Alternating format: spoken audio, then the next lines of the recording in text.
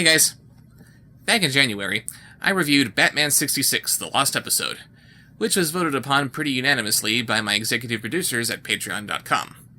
For this month's vote, I decided to toss in one of its competitors, and actually, the vote on that was pretty unanimous too, which is why today we're looking at Critter number 1. Let's take a look at the cover first. On the one hand, I like the disembodied heads off to the side here. It kind of evokes similar covers of the Silver Age, suggesting a sense of fun that might be lacking in other comics that would prefer to push the grim and the gritty. Although the tagline leaves me a little confused. The second best superhero comic in the universe! It would be enough of a stretch to call the first issue of any superhero comic the best superhero comic ever, but at least you know that the idea is that it's trying to sell you the comic. What exactly is being accomplished by calling it the second best? The rest of the cover doesn't exactly inspire much confidence in our heroine. We see the titular Critter just kinda posing. Some heroes show off their superpowers, some heroes show off their incredible endurance. This hero shows us that she likes to stand around with her hands on her hips, and her surprisingly prehensile tail swishing around. Standing behind her is some Darth Maul knockoff who looks like he's about to attack her, or maybe he's just some crazy fanboy at a con who wants to give Critter a quick roping. Cosplay does not equal consent, buddy. Our comic opens on Hal Jordan here, who apparently figured out how to use his Green Lantern ring to tap into the Speed Force. The state of Michigan is home to only a few active superheroes, and its relaxed, slow-paced lifestyle certainly does not suit someone like Electric Youth. So then why doesn't he just fight crime somewhere a little faster? It would appear that he's running out to the middle of nowhere here to meet Michigan's newest superhero, Cassia Crawford. Who she is, or how Electric Youth here got word of her, is never explained, nor is the identity of who it was who asked him to deliver a very particular letter to Cassia's grandmother in Florida. Why does she need this guy to play Pony Express for her instead of just writing her grandmother an email? Welcome to the universe. Considering how he's running fast enough to get from Michigan to Florida in just under 5 minutes, there's no way she could have possibly heard that. And welcome to the universe? What's that mean? If he wants to welcome her into the superhero community, that's fine, but was she not in the universe before now? Electric Youth drops the letter at her grandma's, then Cassia starts narrating its contents before her grandma is even introduced to us. What was even the point of this letter when we could have just opened on her narrating her life story? The way this is set up suggests that her grandmother has some role to play in this story, but since she's never seen or mentioned again, it's just pointless. Anyway, she explains how she's going to follow in her mother's footsteps and become a superhero, and apparently that's all the backstory she needs. She hasn't been blessed with any kind of powers beyond those of mortal men, she has no great injustice to fight against, she has no sense of responsibility to use her powers for the greater good. She just wanted to be a superhero one day, so she got a costume, picked a random name, and that's all there is to her story. She also mentions her friends Billy and Jake, who don't actually do anything to suggest that they're really good guys like she says they are. They're just here to kiss up to her until she decides which of them she wants to nail. And no, the comic doesn't actually say that, but I'm getting a serious Stephanie Meyer vibe from this. I mean, help me out here, ladies. Do any of you have 2 male best friends who you're all kissy-kissy with? They decide to have one last fling together before she begins her superhero career, so they stake out a local pasture to prevent anyone from cow tipping. It should be pointed out that cow tipping is pretty much impossible to pull off, but apparently cow tipping is so popular in this town that these kids just knew that someone was bound to turn up sooner or later. And how do they deal with the cow tippers? Billy and Jake shoot them with paintball guns, while Cassia does absolutely nothing. Maybe now would be a good time to show off her critter powers, but nah. Yeah, nice methods of deterrent, too. I mean, good on you for preventing what could have been lethal to these cows, but firing paintball guns on people without proper eye protection? That's not funny, guys. We cut from this butt shot to another butt shot 3 months later, where Critter and some other superheroine are fighting that Darth Maul guy from the cover.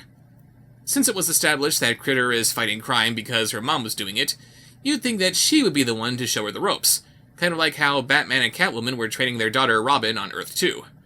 But no, that would make too much sense. Instead, she's paired up with this other girl named Rookie. What's the point in calling her that?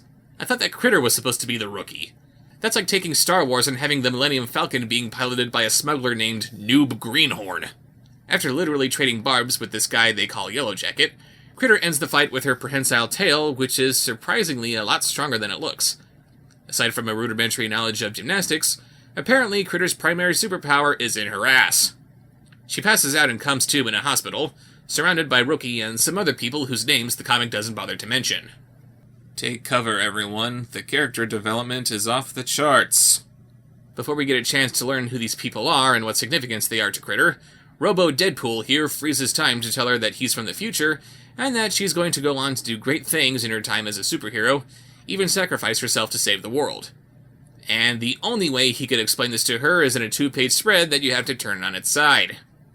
Because when you're reading a magazine featuring a sexy cat girl of questionable age right on the cover, it's important that passers-by think you're looking at a centerfold. Don't judge me! I'm suddenly noticing that there's no rating on this comic's cover. Good to know that just anybody can pick this comic up and they would be none the wiser. And speaking of this looking like a centerfold, nice O-face there in the corner. Thanks, comic! It would also appear that this guy, whose name is Paradox, which we don't learn until 4 issues in, is a friend of Critter's mom. And why wasn't she the one to introduce us to Paradox? For that matter, why isn't she here in the first place? Don't hospitals usually inform people when someone in their family has been involved in an accident? Critter asks Paradox if the future will change now that she knows it, but he explains that because of the vague semantics he's been using, there's no danger of messing with the timeline. I, for one, would argue that saying her greatness is preordained is an unnecessary storytelling device. Why not just tell stories as they happen and let her achieve greatness through her accomplishments and overcoming adversity?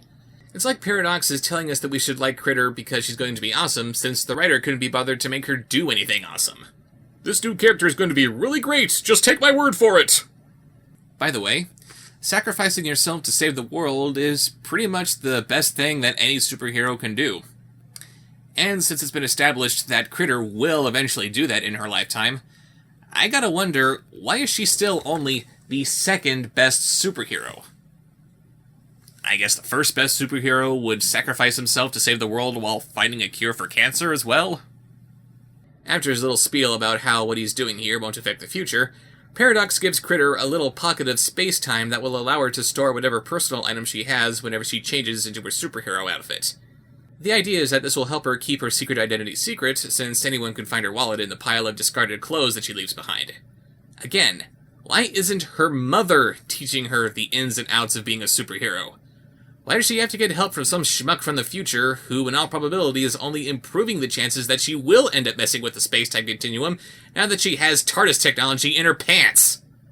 The scene comes to an end as Paradox resumes the natural flow of time, prompting this blonde girl to say, "You did that time slip thing again, didn't you?" Uh-huh, I thought so. So he doesn't want to do anything that'll upset the future, but he will go ahead and tell whoever he can about how they will affect the future? Yeah, that makes perfect sense, except that it doesn't. We cut to an undisclosed amount of time later, which is weird, since the second page wanted us to pay attention to the time that it tells us when the conversation begins and when it ends, and we see Cassia go back to her apartment, much to the tantalizing delight of her purple-haired roommate, Gina. She steps out to grab Cassia an ice pack for her bruised face, which is allegedly the result of wiping out on her rollerblades, when she meets this simpering little dorkwad from downstairs. He asks her if there's anything that he can do for her. She politely declines. Then he runs off with a pair of her panties that was lying around, after declaring, "You're pretty!" like he was a 4-year-old or something. He bumps into Gina before he can get away. Then he explains that the guys from the football team made him do it. She lets him go because this little stunt will make him cool with the cool kids, and Cassia's just kind of fine with that. And you should be fine with that too, young ladies of the world. Your privacy, property, and personal space can and should be compromised if it means that some boy has the chance to be cool. And that's where the comic ends. Gina lets this little twerp make off with Cassia's underwear. She declares that she'll always be there to take care of Cassia, and Cassia narrates to herself, "Best roommate ever." Next issue, back to school. Whoever wrote this has to go back to school because this comic is just awful. Critter's motivations to become a superhero are practically non-existent. The one action scene does almost nothing to demonstrate her abilities. We don't know how she got her abilities in the first place. The supporting cast is a bunch of dolts. Critter herself has no personality. The comic has to break the fourth wall to tell us that she's destined for great things instead of just letting the story play out naturally so she can earn the great things she's apparently going to do. And frankly, I feel pretty ripped off by the fact that we never see Critter's supermom. I personally love the concept of legacy characters, where a hero from one generation passes the torch down to the next, and it would have been really interesting to see Critter's mom play a major part in this story by teaching her how to be a superhero herself and continuing to be her mentor when she finally retires. But that doesn't happen. All that does happen is that she gets beaten up in an alley, and some dweeb makes off with her underwear. Truly, this tale is the thing of legend. Hey Paradox, did you see this happen in Critter's future?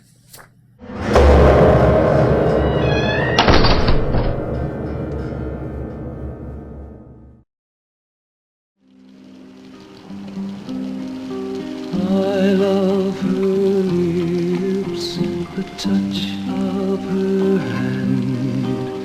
I love her eyes, the way they shine. Something inside me makes my heart glow. Could be the reason I miss her so.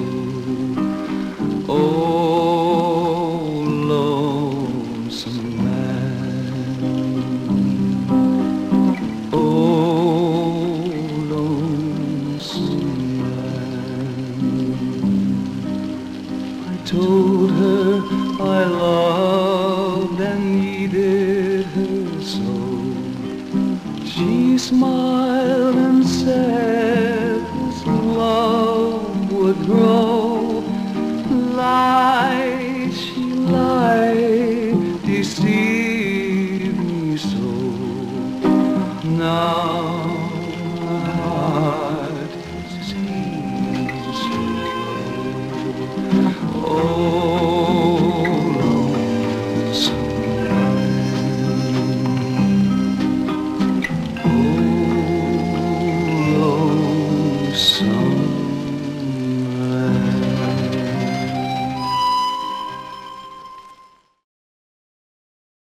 I'm a crummy critter.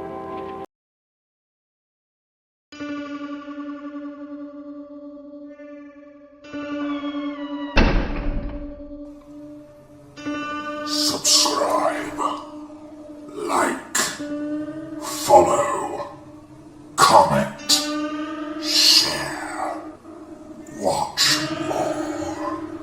more.